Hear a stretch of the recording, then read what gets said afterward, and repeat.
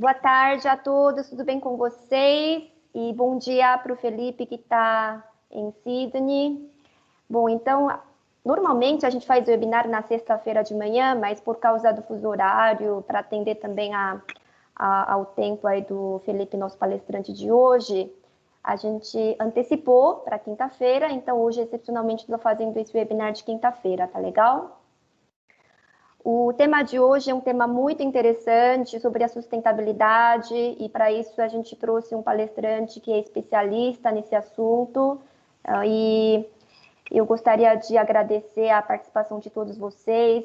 Quem está nos Estados Unidos, hoje o pessoal está comemorando Thanksgiving também, aproveito aqui também para desejar Thanksgiving. Nós temos também uma convidada de Milão, da Itália, também que se colocou à disposição para participar deste webinar. Então, Felipe, você está sendo muito bem aí, todo mundo aqui está para te ouvir, e fora todo mundo que aqui de São Paulo, do Brasil, para prestigiar sua apresentação. Hoje, o Felipe vai fazer um bate-papo. Na verdade, a gente preparou uma apresentação, mas por uma dificuldade técnica, uma apresentação com alguns slides aí, a gente vai fazer esse bate-papo, o Felipe vai poder conversar com a gente, e mais para frente a gente gostaria também de fazer um outro webinar com uma apresentação, e isso a gente vai combinar com o Felipe certinho, tá bom? Então, eu vou me apresentar para quem não me conhece. Meu nome é Su Junko, eu sou sócia fundadora da empresa Golden Rock Consulting, é uma consultoria internacional em fusões e aquisições e investimento, e a gente foca bastante na Ásia e América Latina. E para esse webinar, eu gostaria de agradecer algumas empresas que sempre nos apoiam. A primeira é BR Visa, é uma empresa especializada em visto, mobilidade internacional de pessoas, que patrocinou esta plataforma, agradeço. Gostaria de agradecer mais duas empresas, uma é DEME, Treinamento Consultoria, é uma empresa especializada em educação emocional para empreendedores, executivos, vários outros profissionais e empresas, inclusive. E a Trade Energy, que é uma startup que conecta o produtor de energia com o consumidor de energia, também ambas as empresas que nos ajudaram com a divulgação deste webinar para que mais pessoas possam participar. Bom, então agora eu vou falar sobre nosso tema. O tema de hoje é a importância de reduzir emissões de carbono nas empresas e investimentos. Nesse webinar, o palestrante vai demonstrar como que as mudanças climáticas estão mudando profundamente as empresas em diversos setores por todo o planeta. E por que gestor ou investidor tem que se atualizar a estas mudanças nos seus negócios? Por que sustentabilidade hoje não é mais uma opção, mais uma obrigação e uma questão de sobrevivência no longo prazo? Reduzir emissões de carbono está na agenda de todas as principais empresas do mundo, e o que você deve fazer? E ainda o palestrante irá passar as dicas dos primeiros passos que uma empresa pode tomar para começar a sua caminhada rumo à sustentabilidade e você na sua vida pessoal. Enfim, as gerações presentes e futuras dependem disso. Então, vamos falar sobre o Felipe. Felipe Avancini atua na área ambiental há cerca de 20 anos, com larga experiência em consultoria ambiental para empreendimentos de infraestrutura no Brasil e em sustentabilidade internacionalmente. Atualmente, Felipe faz parte do conselho da KRAV, Consultoria Ambiental em São Paulo, e é consultor sênior na Pangolin Associates em Sydney, Austrália, onde ele reside e ajuda empresas com estratégias customizadas de sustentabilidade, incluindo a certificação de carbono neutro.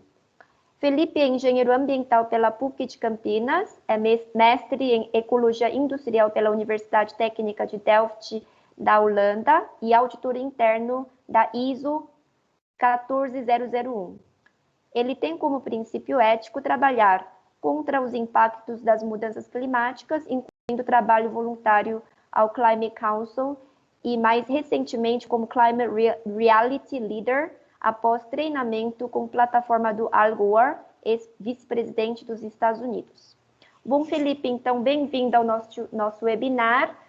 Você tem 30 minutos para fazer a apresentação, vai ser um bate-papo, para que os demais 30 minutos a gente possa fazer perguntas e respostas. E a gente gostaria de finalizar este webinar antes das 19h30, horário de São Paulo. Este webinar está sendo gravado e para que a gente possa compartilhar com os que não puderam participar, tá legal? Então, Felipe, mais uma vez, em nome de todos os participantes dos Estados Unidos, da Itália, do Brasil, enfim, agradeço a sua presença e a palavra está com você. Obrigada, Felipe. Obrigado, Su, obrigado a todos. Bom dia, boa noite, boa tarde. Enfim, hoje o mundo é globalizado, a gente está conversando com todos ao mesmo tempo. Eu tenho uma apresentação aqui que eu peço perdão, não consegui compartilhar por problemas aqui do meu lado, mas eu vou passar as informações para vocês e depois a gente faz um bate-papo e, enfim, fiquem à vontade para fazer anotações e fazer perguntas ou levantar discussões depois, tá ok? Então, acho que o primeiro assunto que eu quero só esclarecer é o seguinte: isso aqui, eu faço isso como voluntário, tá? Eu estou vindo aqui de uma intenção de passar uma série de informações muito técnicas de uma forma bem não técnica e que para todo mundo tenha consciência, quer dizer, mudanças climáticas, o que está de fato acontecendo e qual o impacto disso no mundo dos negócios também. Tá? Essa é uma apresentação apolítica, apartidária e técnica. Tá? Mudanças climáticas não é uma questão de crença, né, se eu acredito ou não, é uma questão estritamente técnica que tem que ser lidada pela ciência. Tá? Então, vamos lá, só para esclarecer, a gente está falando de clima aqui, tá? Não de tempo. Tá? Tempo é quando você tem condições atmosféricas num espaço curto, né? Quer dizer, 1 dia, 2 dias. Clima, a gente está falando de padrões atmosféricos em larga escala, né? Anos, décadas, ou mais que isso. Então, tudo que eu estou falando, vou falar hoje aqui, é sobre clima, tá? E as fontes científicas das informações que eu estou usando são do IPCC, tá? O IPCC é o painel intergovernamental de mudanças climáticas da ONU, é um painel que tem mais de 195 países membros, recebeu o Nobel da Paz em 2007, e é literalmente uma seleção mundial de cientistas, tá? Você tem os melhores cientistas de clima do mundo que se juntam no IPCC e criam esses trabalhos periodicamente. A NASA também é uma fonte de informação que eu usei bastante aqui, entre alguns outros. Tá? A NASA é a agência espacial, né, dos Estados Unidos. Então, enfim, são fontes de alta credibilidade, tá? Porque há muita desinformação na mídia, então a gente tem que tomar cuidado com isso. Então, só resumindo, né, quer dizer, o que é mudanças climáticas? A radiação solar, ela vem do Sol, ela esquenta a Terra, e quando ela esquenta a Terra, ela volta para a atmosfera com uma radiação de calor, e existe na nossa atmosfera os gases de efeito estufa, tá? Que são muito saudáveis. É importante a gente ter eles, porque eles mantêm a temperatura na Terra muito mais quente do que seriam se não tivesse esses gases de efeito estufa, tá? O que está acontecendo é que a gente está emitindo muito carbono, metano e outros gases que estão aumentando a concentração desses gases de efeito estufa em volta do planeta Terra. E isso está prendendo cada vez mais calor e energia dentro da nossa atmosfera. Isso é medido hoje já em larga escala, e a concentração de CO2 que a gente tem na atmosfera hoje, ela é a maior em mais de 800 mil anos. Tá? E a temperatura média vem subindo com isso. Há uma correlação direta, de novo, entre a concentração de gás de efeito estufa e a temperatura na Terra. Sempre houve variação dessa concentração desses gases de efeito estufa, é verdade, isso sempre ocorreu, mas nunca cresceu a esses patamares e nunca tão rápido, tá? Então, há claramente aí uma influência humana, isso no IPCC, na NASA, enfim, esses grandes grupos de cientistas, isso é um consenso já hoje, tá? Então, a gente tem, por exemplo, estatísticas de 19 nos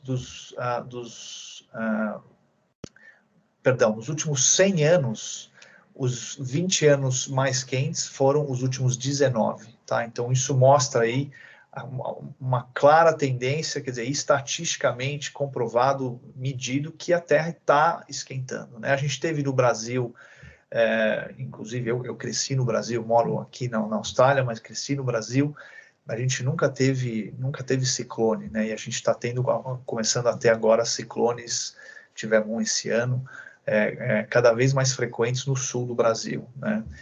O ciclone, ele se alimenta da água do mar mais quente. Isso é combustível para os ciclones.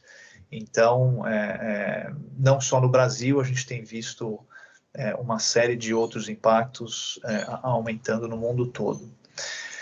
A questão dos incêndios florestais está diretamente correlacionada. Você tem um aumento muito grande da temperatura e uma diminuição da umidade. Então, isso tem uma correlação direta. Aqui na Austrália, vocês devem se lembrar, há mais ou menos um ano atrás, teve incêndios, foram os maiores da história da Austrália, tá? E a gente, enfim, eu estava aqui na época, a gente literalmente tinha o céu coberto, assim, 24 horas, com o céu laranja, e você respirando fumaça o dia inteiro, tá? Por meses a fio, 2, 3 meses assim.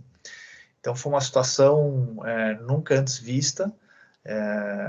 De novo, sempre houve incêndios, esses tipos de impactos sempre ocorreram, mas as mudanças climáticas, elas estão não só aumentando a frequência desses impactos, mas aumentando a intensidade desses impactos também. Então, na Califórnia, por exemplo, os últimos 2 a 3 anos, tiveram os incêndios mais caros da história, tá? Só para você ter uma ideia, em 2018, tiveram 2 incêndios florestais, um custou 12 bilhões de dólares e outro 4,5 bilhões de dólares. Então, é quando você começa também a quantificar financeiramente o impacto disso, fora, óbvio, que não dá para mensurar isso financeiramente, o custo humano, né? Quantas pessoas tiveram que migrar e faleceram, inclusive, em função desses impactos. Os eventos meteorológicos extremos, então, temperaturas extremas, secas, incêndios, enchentes, furacões, eles vêm aumentando em larga escala. Isso é medido e as empresas de seguro estão vendo essas informações, estão vendo essas estatísticas. Então, o seguro quer dizer, que envolve proteger propriedades de eventos climáticos, estão ficando cada vez mais caros e muitas vezes inviáveis. Já existem propriedades em áreas de alto risco que não estão fazendo mais seguro porque as seguradoras basicamente não querem segurar. É muito risco, né? Então, a gente vai discutir bastante isso. Tem uma correlação direta entre mudanças climáticas e risco. Essas duas palavras, elas andam juntas quando a gente começa a entrar um pouco na parte do mundo dos negócios, tá? Um outro impacto grande é o derretimento das calotas polares, por exemplo, no Mar Ártico, a extensão do gelo vem diminuindo a cada ano, e você tem com isso o aumento do nível dos mares, né? Quer dizer, as altas cada vez chegando em altitudes maiores e estão causando erosões, enfim, em larga escala.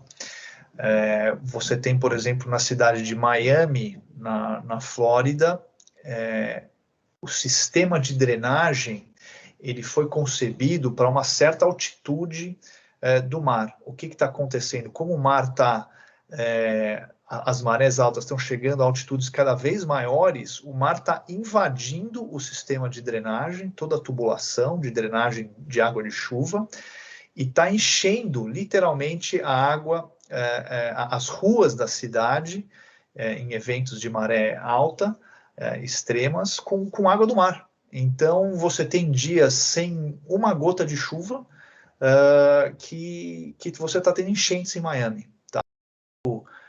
Já é largamente, enfim, comprovado e está na internet para quem quiser ver, mas é um efeito, assim, muito, muito preocupante para Miami. Eu estou citando Miami, mas existem várias cidades litorâneas que estão expostas a isso.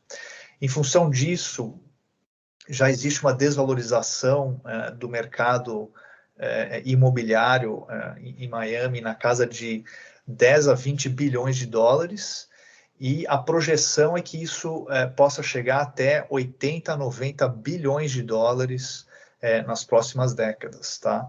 Isso é uma informação da McKinsey Consultoria, porque já há, quer dizer, as pessoas preocupadas quais são as áreas mais propensas a essas inundações, enfim, então elas não querem ter casa ou escritório nessas áreas. A gente está lidando também com o equilíbrio alimentício do planeta.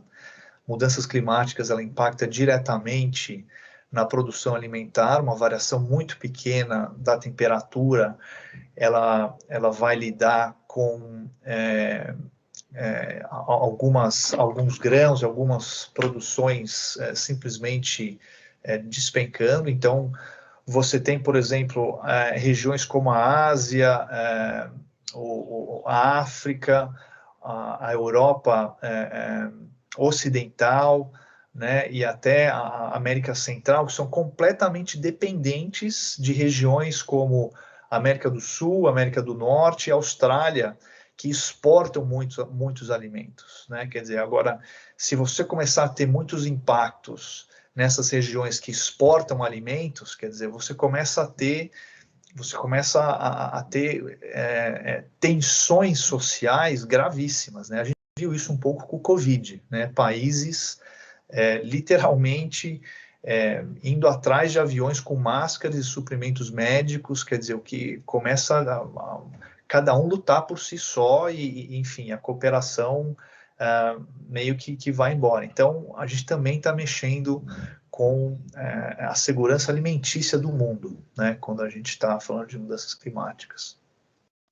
Também é um assunto de segurança nacional. O Pentágono do Exército, que é o Exército americano, né, ele declarou em 2014 que mudanças climáticas é hoje a maior ameaça à segurança nacional, né, quer dizer, não é China, Rússia, enfim, os potenciais inimigos do passado, mudanças climáticas, e isso porque pode criar uma crise de refugiados, em escala global e de bilhões de pessoas que não tem exército no mundo que contém, né? Então, a gente já está vendo isso. A Nova Zelândia, para vocês terem uma ideia, que é o país vizinho nosso aqui, criou agora um visto para refugiado climático. Já existem pessoas que viviam em ilhas super planas no Pacífico, que não conseguem mais morar onde elas estão, elas viraram refugiados, então elas estão mudando para outros países, e então você tem até agora novos vistos, né, quer dizer, novas condições de refugiado, que é o refugiado climático, tá? E o exército americano não fala coisa à toa, né? Então, enfim, essa é a dimensão do problema, tá? Agora, o que a gente tem de solução e o que a gente está vendo acontecer no mundo como iniciativa contra tudo isso que eu estou falando, né? A gente teve em 2015 o maior e mais importante acordo climático da história em Paris.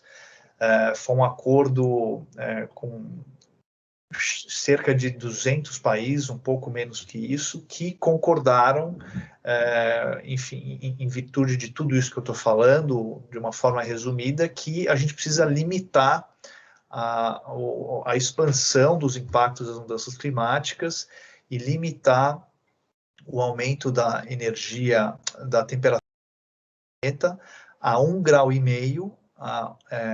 ou a 2 graus no máximo, tá? Quer dizer, mais que isso se torna muito perigoso e potencialmente irreversível se a gente passar desse ponto.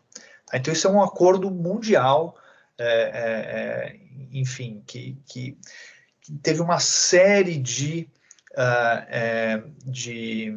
repercussões no mundo dos negócios, tá? Então, o que isso trouxe, por exemplo, às empresas? O risco regulatório, né? Então, você tem, por exemplo, diversos países já demandam os setores mais poluentes a medir as suas emissões de carbono. Né? Então, o Brasil, muitas pessoas não sabem disso, mas alguns estados já têm isso. A CETESB, onde eu trabalhei, conheço bem, desde 2012 já exige dos setores mais poluentes da economia para esses setores reportarem todo ano quanto que eles estão emitindo de gás de efeito estufa. Tá? A Austrália, onde eu moro, é a mesma coisa. O Reino Unido também e diversos outros países, tá? Então isso é o risco regulatório é algo que as empresas sabem, estão percebendo e quanto antes elas começarem a se adequar e a medir as suas emissões e reduzir, menos expostas elas vão estar a esses riscos, tá? Existe também o risco legal. Existem diversos processos judiciais já em diversos países que estão levando a condenações exorbitantes, tá? Fundos de investimento, bancos, governos e empresas que investem em atividades com alta exposição de emissão a carbono, mas sem declarar isso aos seus clientes, né? Quer dizer, sem declarar isso a quem está de fato botando investimento, né, nessas organizações. Portanto, esses clientes estão processando essas instituições e estão tendo processos, assim, enfim, isso está acontecendo no mundo inteiro e é um risco enorme, tá? Um risco legal também. A gente tem eu tenho um mapa aqui que seria bacana mostrar um outro dia, mas o mapa mundi hoje, ele tem já diversos países em diferentes etapas de desenvolvimento, mas já pensando em taxar o carbono, né? Então, esse é um outro risco, né? Quer dizer, para as empresas, você começar a ter uma taxação frente às suas emissões de carbono. Portanto, as empresas que estão emitindo mais carbono vão ter uma desvantagem competitiva direta, né? E a Coreia, por exemplo, é um dos países que está com uma série de ações relacionadas à taxação de carbono. A China, toda a Europa Oriental, o Canadá, a Austrália, o Brasil tem algumas também, América do Sul, Argentina, enfim, é algo já bem difundido e essa é uma informação do Banco Mundial, tá? Os investidores, então, o que acontece? Agora eles veem carbono como risco, tá? Então, assim, carbono na cabeça do investidor é sinônimo de risco e eles estão tomando muito cuidado com isso, porque investidor, principalmente investidor de longo prazo, não aquele especulatório, né? Ele tá vendo que onde ele tiver os investimentos deles alocados em empresas com altas taxas de emissão de carbono, ele vai estar muito exposto a risco num curto e médio prazo, né? Então, existe muita imprevisibilidade também de políticas novas, regulação, quando vai vir, quando vai ser taxado, quanto que vai ser taxado. Então, enfim, investidor não gosta de risco. Um dos exemplos disso, que é fácil da gente perceber, são as empresas de petróleo. As empresas de petróleo, no passado, quanto maior a reserva de petróleo que elas tinham, mais elas valiam, né, no mercado de ações. Hoje em dia, essas reservas estão sendo uma razão para descontar do valor dessas empresas. Tá? Isso porque o risco de políticas climáticas traz de repente, você chegar a um ponto de não mais valer a pena você extrair esse petróleo. Tá? Então, você tem, por exemplo, a Shell anunciou há pouco tempo atrás 22 bilhões de dólares de redução dos seus assets, né? Quer dizer, da capacidade de geração de renda dessas reservas. A BP, 17 bilhões, a Chevron, 10 bilhões, a ExxonMobil, 2,5 bilhões. Então, são, enfim, números estratosféricos e de empresas que estão aí há muito tempo com um modelo de negócio que simplesmente não vai funcionar mais num curto espaço de tempo, tá? E elas estão tomando atitude sobre isso. Se você vê, por exemplo, a capitalização de mercado da ExxonMobil e da Tesla, comparando aqui com uma empresa que está quer dizer, uma empresa com uma tecnologia verde, vamos colocar assim. Em 2017, a Tesla valia 50 bilhões, tá? E a ExxonMobil 350 bilhões, tá? Hoje, em 2020, a Tesla vale mais que a ExxonMobil, tá? Existem outras variáveis nisso, mas a gente vê uma clara enfim, comparação aí das empresas de petróleo tendo o seu valor de mercado despencando e empresas verdes, vamos colocar assim, na trajetória oposta. A gente teve mais de 117 instituições financeiras globais anunciando que eles vão parar de financiar termoelétricas a carvão. Tá? E isso tem um impacto também enorme no setor de energia. E 30 fundos que gerenciam aí um total de $1 trilhões do Net Zero Asset Owner Alliance. Eles incluem fundos de pensão como CalPERS e Allianz Seguros. São fundos enormes. Só para botar isso em perspectiva, o PIB do Brasil é mais ou menos 2 trilhões de dólares, tá? Mais ou menos. Então, a gente está falando aqui de fundos privados que gerenciam 5 trilhões de dólares, tá? Então, só para vocês entenderem a dimensão disso. Eles anunciaram planos de meta de redução de emissão de carbono para os próximos 5 anos, quer dizer, uma medida de curto prazo, para todo o portfólio de investimento desses fundos. Tá? E isso tem uma série de impactos em toda a cadeia produtiva, né? Quer dizer, não só nas empresas, mas nos seus fornecedores, todo mundo é impactado. Mais de 33 países já entraram numa aliança para diminuir a sua dependência de termoelétrica a carvão, países de todo o mundo. A gente tem o progresso da energia verde, também é uma coisa impressionante. Solar e eólico, há 10 anos atrás, todo mundo falava que era uma utopia, que era, enfim, muito caro. Hoje em dia, a energia solar e a energia eólica ela é mais barata que a termoelétrica a carvão, e elas estão absolutamente assim, voando. É impressionante. Aqui na Austrália eu vejo isso, Europa, Estados Unidos, o Brasil também cresce muito na energia eólica. Nos Estados Unidos hoje, só para você ter uma ideia, o tamanho desse setor, e portanto é uma oportunidade de investimento que eu vejo, tem 5 vezes mais trabalho no setor solar do que em mineração de carvão. Tá? Então isso hoje é uma realidade, não é uma projeção. O mercado de energia chileno é uma é um exemplo para nós aí do Brasil também. Hoje eles têm em construção ou planejamento já aprovado cerca de 16 gigawatts de produção de energia. Só para vocês terem ideia, Itaipu é cerca de 11 gigawatts. Tá? Itaipu manda energia para 1/3 do Brasil. Então, quer dizer, esse é o tamanho da capacidade do setor de energia solar do Chile. Tá?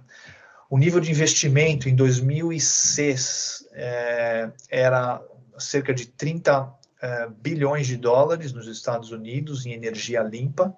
Hoje é 78 bilhões de dólares. Tá? Então, mais do que dobrando o nível de investimento. As baterias também, então, a maior bateria do mundo é aqui na Austrália. Existem projetos de exportação de energia renovável hoje, cabos marinhos. A Austrália está fazendo um para Singapura, são projetos impressionantes. E vários fabricantes de automóveis, tá? Assim, mais de 40 já anunciaram que estão passando para os veículos elétricos. Tá? Isso é uma realidade. O Reino Unido anunciou, 2 semanas atrás, notícia nova, que vai proibir a produção de carros a gasolina e diesel a partir de 2030. Tá? Então, isso é amanhã. E você tem, por exemplo, a BMW, Mercedes, falando que aí nas próximas décadas vão parar de produzir carros a combustão. Tá? Vão parar todas as linhas em todos os continentes. Então, enfim, essa também é uma mudança enorme de paradigma do mundo.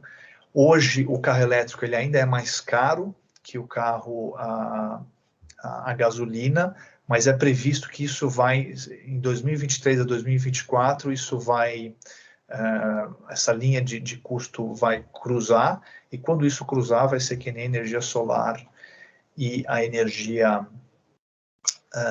eólica. Então, algumas coisas que a gente pode fazer também aí, quer dizer, no campo pessoal, a mais simples e que também ajuda a salvar, a guardar recursos, é trocar todas as suas lâmpadas por LED. Isso, hoje, você economiza energia e também economiza um dinheiro. Você lavar suas roupas, por exemplo, na máquina, sem água quente, só com água fria, secar no varal, ao invés de secar na secadora, carro elétrico ou híbrido, se tiver à disposição, e se for uma coisa, enfim, que esteja disponível. Tentar evitar ao máximo voos transatlânticos, tem muita emissão associada com isso, e usar transporte público, bicicleta, enfim, tentar evitar o carro. Eu sei que às vezes é difícil, eu também tenho essa dificuldade, mas isso tem uma mudança enorme. E planejamento familiar. Tá? O planejamento familiar é muito importante, e a gente tem muita gente no mundo, a gente tem que tomar cuidado com isso e tem que conversar sobre isso com as pessoas ao nosso redor também.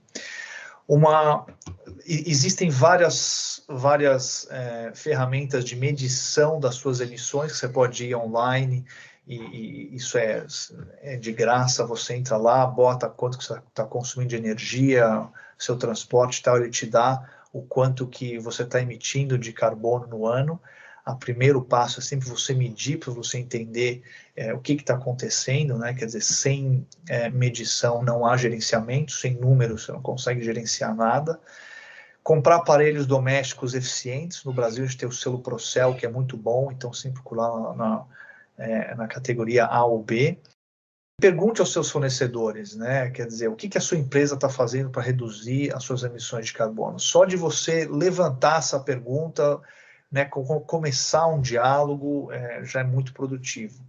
Tá? E se disponível, apoie a compra de produtos e serviços carbono neutro. Tá? Do ponto de vista corporativo, é importante que as empresas comecem a medir as suas emissões, de novo, qual que é o tamanho do problema? Quanto que a gente emite? São 10 toneladas de carbono equivalente ano ou são 10 mil? Né? Se você não entender o tamanho do problema, você não consegue saber, enfim, ter uma estratégia de redução dessas emissões. Tá? Então, uma vez que você mede, você também consegue ver aonde que estão os principais fontes de emissão e, portanto, onde você deve atacar para reduzir essas emissões. E comprar créditos carbono também é uma solução transitória, não é definitiva, mas também ajuda nessa transição, já que muitos créditos carbono, por exemplo, apoiam projetos de energia renovável pelo mundo. Tá? Você tem também, é muito importante ter uma estratégia de comunicação a todos os stakeholders da empresa, quer dizer, todos os funcionários, parceiros, clientes, investidores, né? Os investidores estão querendo saber sobre isso hoje, então, se você como empresa toma a posição proativa de começar a reportar e ter uma estratégia de redução, isso é muito bem visto pelos investidores. Obviamente, é preciso ter uma alocação de recursos humanos e financeiros para isso acontecer, e quanto antes isso acontecer, a empresa vai conseguir planejar essa alocação de recursos humanos e financeiro, ao invés de ser reativa, né? Ao invés de, voltando lá ao que eu falei atrás, esperar vir uma regulação do governo, uma taxação sobre o carbono, para ter que, então, fazer um aporte grande e reativo a essas políticas públicas, né? E promover o conhecimento, tá? Eu convido todos a entrar no Climate Reality Project Brasil, é uma plataforma do Al Gore que eu fiz esse curso, e essa plataforma ela disponibiliza um monte de gente como eu, que foi treinado a falar sobre isso e que pode ir na sua empresa ou na sua comunidade de bairro, no seu clube, falar sobre esse tema sem custo, tá? A gente não tem nenhuma intenção comercial, a gente quer realmente que as pessoas entendam o que está acontecendo e que, enfim, comecem a ter uma atitude, né, exigir isso no seu voto, não só no voto eleitoral, mas no voto, quer dizer, todo dia a gente está votando, a gente está comprando produtos e serviços, a gente está apoiando instituições, né? Então é isso que eu tinha para falar, obrigado e fico aberto a perguntas. Perfeito, Felipe. Então, mantenha a sua câmera ligada, tá? Certo. Obrigada pela sua apresentação. Bom, sem a apresentação, foi muito interessante. Imagine com a apresentação, com os números, aqueles mapas que você queria mostrar, ia ser ainda mais dinâmico, e a gente precisa realmente organizar mais um webinar com essa apresentação no PowerPoint. Bom, o que acontece, Felipe? Eu convidei 2 pessoas aqui que já se voluntariaram para se apresentar rapidamente e endereçar as perguntas para você. Então, primeiro eu vou chamar o Anderson, CEO da Trade Energy, que é aquela startup que eu apresentei, que faz conexão entre produtor de energia renovável, eles trabalham com energia renovável, com o consumidor, que você falou certo. Também da consciência dos consumidores. Ele vai se apresentar e fazer uma pergunta para você. Depois eu vou chamar o Sérgio, que é um empresário que hoje ele ajuda as pessoas a trazer a Tesla para o Brasil, de uma forma independente, em que ele também vai se apresentar e endereçar uma pergunta para você. Anderson, Sérgio, vou pedir para vocês falarem bem para que a gente possa ouvir o Felipe, porque como ele está fazendo esse trabalho voluntário e a gente tem agora poucos minutos, eu gostaria que o Felipe falasse mais, tá bom? Para a gente também poder organizar outros webinars onde vocês possam falar. Então, Anderson, eu chamo você primeiro, tá? Pode ligar sua câmera e se apresente, pode fazer pergunta.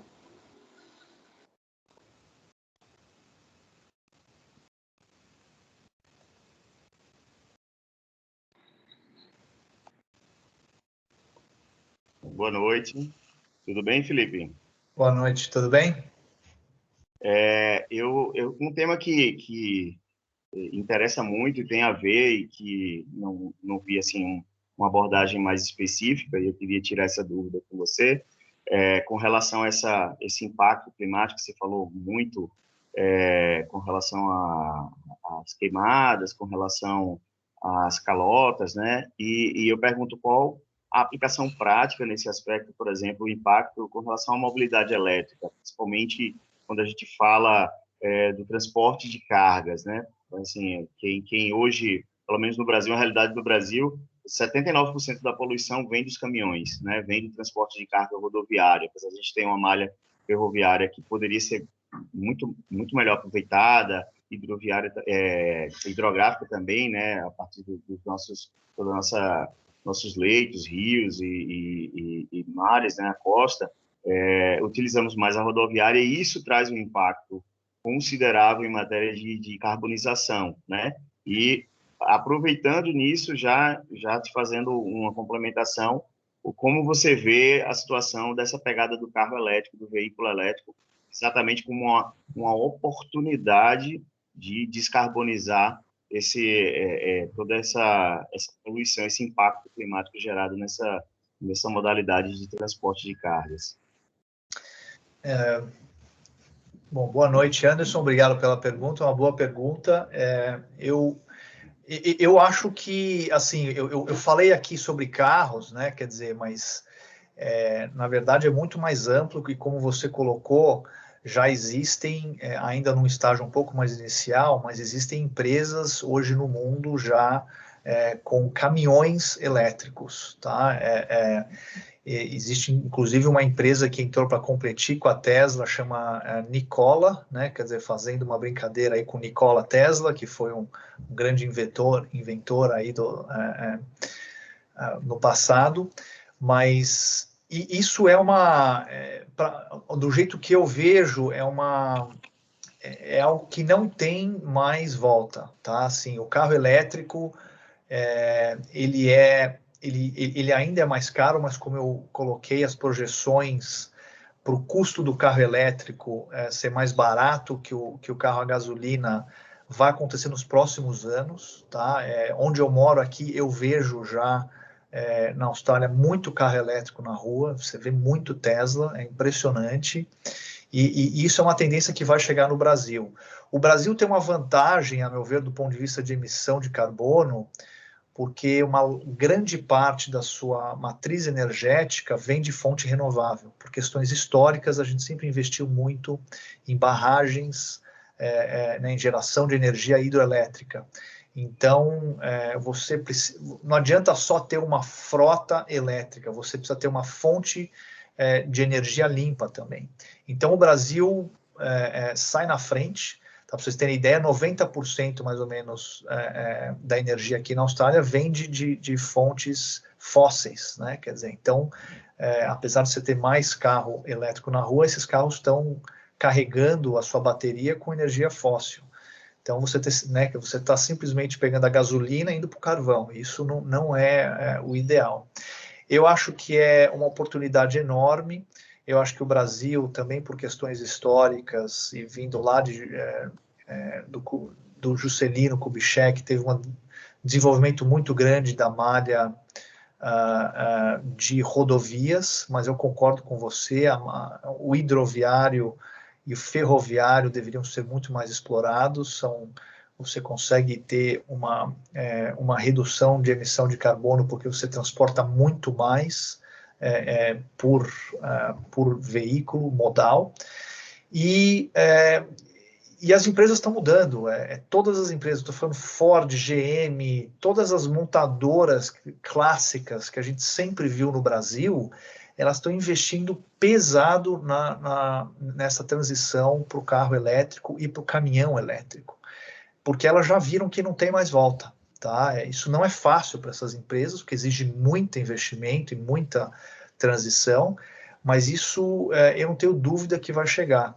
Então, eu fiz aquela comparação na minha apresentação, quer dizer, do solar, do eólico, que era antigamente, o que é isso hoje no mundo, né? Quer dizer, que é uma explosão, porque ele é mais barato que termoelétrica. Na minha visão, eu acho que vai acontecer o mesmo entre o carro a combustão e o carro elétrico, e com caminhões também.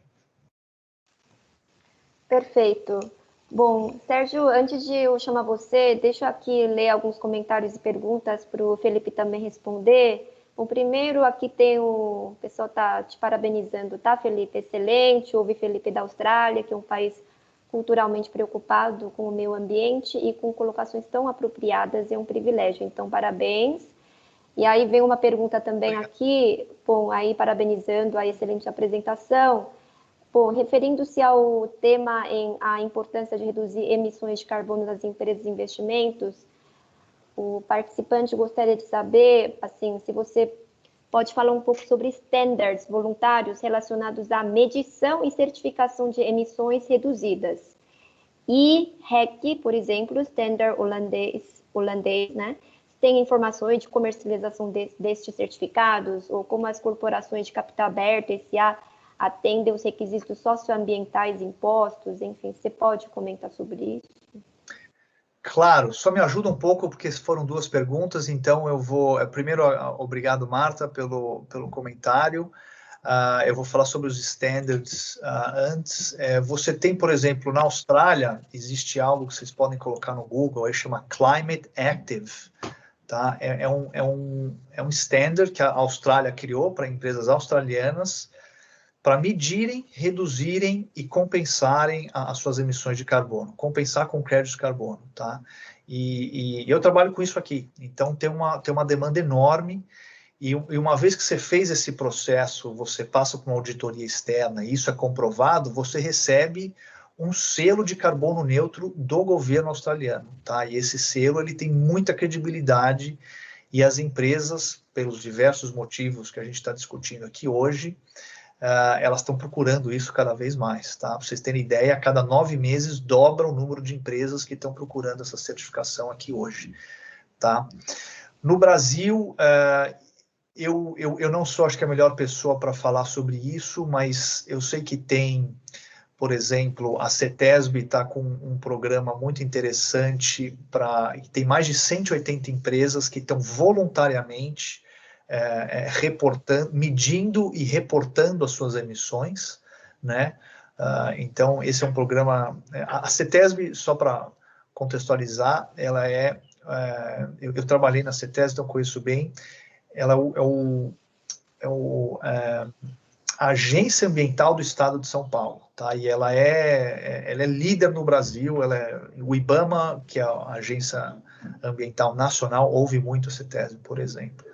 Então, enfim, as empresas estão reportando as suas emissões e existem algumas empresas, e eu não estou aqui fazendo anúncio de ninguém, mas, por exemplo, eu ouvi falar que o Nubank, por exemplo, virou carbono neutro.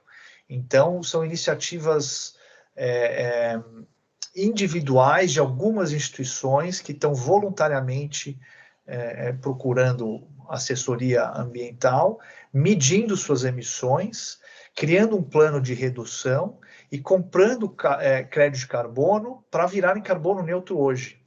Porque a questão é que, para você virar carbono neutro hoje, na economia que nós estamos, é muito difícil, se não impossível, porque toda empresa é dependente de energia, de fornecedores, e tudo isso é medido no escopo 1, 2 e 3.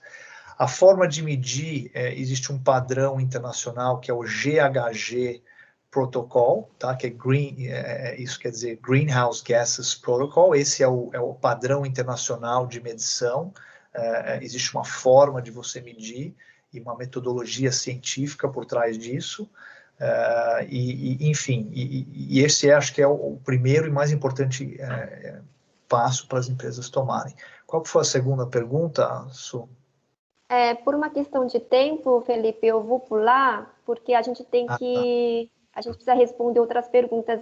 A nossa avaliação também depende de como que a gente atende a demanda que vem, tá? O ideal é sempre a gente atentar o tempo e responder as perguntas. Claro. Então, olha só, isso, então já respondemos aí a pergunta de um dos participantes. Outra pergunta que veio é com relação a greenwashing, tá? Então, aqui a pessoa queria saber, greenwashing, em termos de riscos e como identificar essa prática nas empresas. Você pode comentar rapidamente? E a gente tem mais uma pergunta e depois vou A gente tem mais 2 pessoas que querem se apresentar e fazer pergunta. Olha só, a gente tem bastante coisa aí. A gente tem Greenwashing, minutos. claro. Vamos lá. O greenwashing existe, tem que se tomar cuidado, ele pode existir em diversas áreas de sustentabilidade. Aqui para a nossa discussão, por exemplo, é importante ver se a empresa ela tem um plano sério e se ela está seguindo esse plano para reduzir emissões, ou se ela está simplesmente medindo as suas emissões. Isso é 100 toneladas de carbono ano. E comprando créditos de carbono, compra 100 créditos e não está fazendo nada. Todo ano ela repete essa mesma operação. Quer dizer, ela não está com um plano sério de redução de emissão, ela está simplesmente comprando de crédito de carbono e falando, olha, eu sou carbono neutro. Então, eu acho que talvez isso é uma dica aí, quer dizer, eu ver o quão sério ela está seguindo um plano de redução de emissão. Tá, outra pergunta aqui. Estas empresas na Austrália podem comprar crédito de carbono de projetos brasileiros registrados no MDL para compensar as suas emissões? E se sim, como fazer isso e quais os níveis de preços, Felipe? Existem restrições no tipo de específico de projetos aceitos? Isso eu acho que é muito interessante, para várias empresas, acho que interessa. Existe, sim, a resposta à primeira pergunta é sim, é possível. Hoje existem no mundo mais de 3.000 projetos mais de 3.000 créditos de carbono diferentes, tá? Tem os mais diversos tipos de crédito de carbono, e isso é disponível.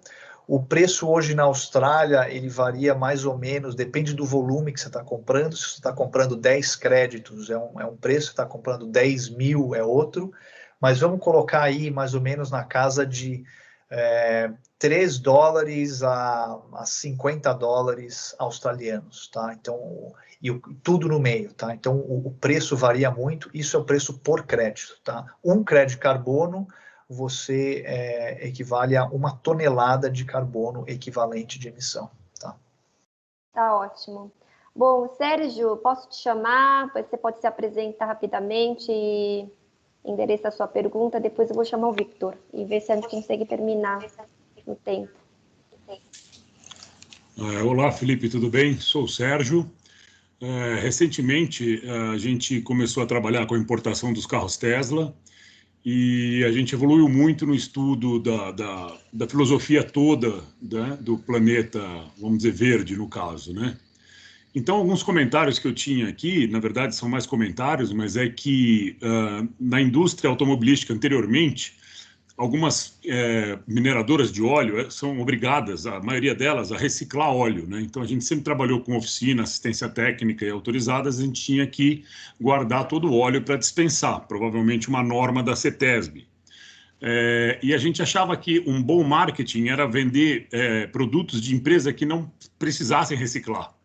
Então, é um choque cultural hoje, né? Talvez hoje eu não comprasse de uma empresa que não recicle, né? Que apenas, apesar de que a reciclagem é feita de qualquer jeito. E o outro comentário é o seguinte, quer dizer, eu acho que essa educação que eu estou tendo acesso agora, como seria? Qual seria o nosso desafio para as gerações futuras? Eu acho que isso devia ser uma matéria de colégio, acho que isso devia ser sabe, eu acho que o planeta está passando por uma mudança, é visível, a gente sente, e a gente precisa catequizar nossos filhos, nossos descendentes, porque a gente precisa salvar esse planeta, não podemos continuar do jeito que está. O que você falou sobre planejamento familiar é fundamental também, mas já está acontecendo, a gente percebe, né, tanto na Europa quanto no Brasil, a redução do número das proles e tal. Então é mais e agradecer aí pelo seu conhecimento que você transmitiu para a gente. Eu acho que muito importante, muito bacana o tema, e vou procurar ver se de alguma forma eu consigo colocar minha empresa como uma promotora desse, vamos dizer assim, desse lema, né? Quer dizer, já né? Pelo próprio produto que a gente comercializa. Mas vamos tentar fazer de alguma forma com que a gente consiga alertar mais pessoas, né? Educar mais pessoas. Eu acho que isso é importante. Vou pedir para a Felipe esperar um pouquinho, eu vou chamar o Victor, tá? Só atender ao pedido dele. Vamos engatar então, tá? A pergunta do Sérgio para o Victor se apresentar, fazer a pergunta. E aí você aproveita tudo isso nas suas finalizações, nas suas considerações finais. Victor, você quer se apresentar? Obrigada, viu, pelos comentários e perguntas, Sérgio. Já temos aqui uma promotora aí. Ô, Felipe, primeiro parabéns aí pelo speech seu, foi muito bom. Vou pegar um gancho na pergunta do Sérgio. A gente é oriundo do mesmo setor de energia e eu acabei trabalhando num grande projeto, uma questão técnica dos maiores projetos do Latam, de energia, uma privatização. Desde 2001, a gente trabalhava com crédito de carbono. Passado 20 anos, isso não é normal no dia a dia, numa mesa, conversar normalmente sobre esse assunto. Na mesa específica como essa, a gente fala de crédito de carbono, mas a gente não fala isso no dia a dia. Pegar o gancho do Sérgio, quando ele fala lá do banco da escola ser catequizado. Como é que faz há 20 anos eu ter falado de crédito de carbono na maior corretora que tinha no Brasil na época, e até hoje isso ser um tabu para ser falado? Onde que nós todos erramos, que não conseguimos sensibilizar a sociedade de tratar com naturalidade esse tema?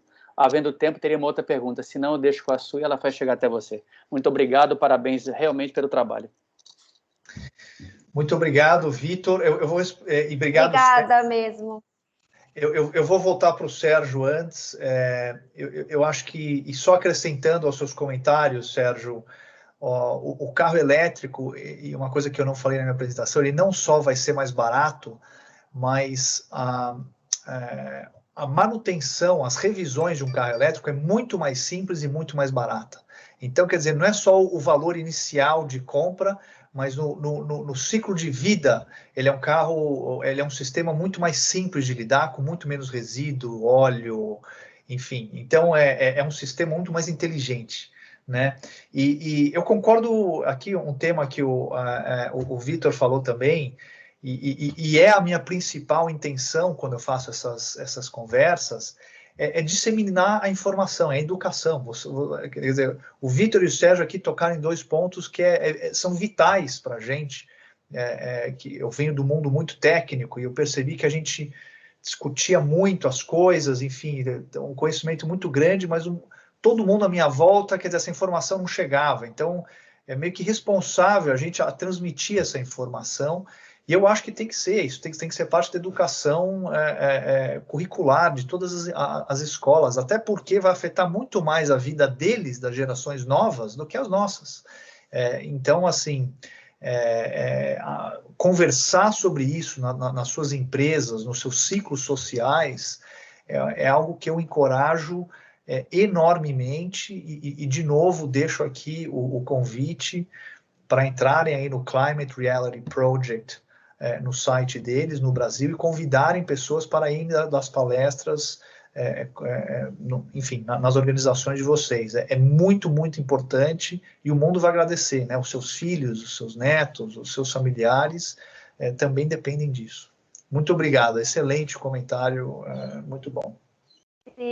Sim, nós já respondemos a todas as perguntas, endereçamos os comentários para você também, Felipe. Então, eu deixo você finalizar agradecendo a todos os nossos participantes, tá bom? Então, deixa você finalizar, pode falar. Eu queria agradecer, eu acho, quer dizer, muito importante ter o nível de atenção e o nível da discussão que a gente teve aqui hoje, mas isso aqui é um primeiro passo, né? Quer dizer, como é que a gente leva isso adiante e mantém essa discussão? E acho que isso depende de cada um de nós, né? Voltando aqui ao que a gente acabou de falar, levar esse conhecimento a pessoas que, de repente, não tiveram essa oportunidade, e a gente sabe como é isso no Brasil, ou simplesmente desconhecem os fatos, sem ser um catequizador chato, mas simplesmente levando a informação e deixando as pessoas, enfim, tomarem acho que as decisões e as iniciativas que elas se sentirem confortáveis, é algo que eu convido todos a fazerem, e muito obrigado mesmo pela forma como me receberam aqui e pelas palavras, agradeço e tenham uma boa noite. Felipe, então podemos ter o próximo webinar com sua apresentação? Sem dúvida, quando eu melhorar um pouquinho aqui na parte de TI, eu teria o maior prazer em apresentar de novo. Tá ótimo, e eu vi alguns passarinhos aí, e imagino que você esteja no meio da natureza. Eu moro num lugar aqui afastado perto de Sydney, que é uma capital aqui, mas é um lugar, enfim, eu gosto de estar na natureza, me faz bem, me mantém centrado, então tem um pouquinho aqui. Tá, este webinar foi gravado, então provavelmente os passarinhos também vão entrar no webinar, tá? Você vai ouvir bastante. Bom, pessoal, muito obrigada aí pela presença de vocês. Mais uma vez agradeço. Agora está chegando o horário do jantar. Felipe, agradeço sua participação da Austrália. E o tema muito importante. Então, a gente vai compartilhar esta gravação com todos que não puderam participar, inclusive todos vocês, para a gente poder continuar nossa discussão. Tá legal? Então, ótimo resto da semana para vocês e até a próxima. Obrigada, Felipe. Boa noite a todos. Obrigado, boa noite a todos. Tchau, tchau. Tchau, tchau.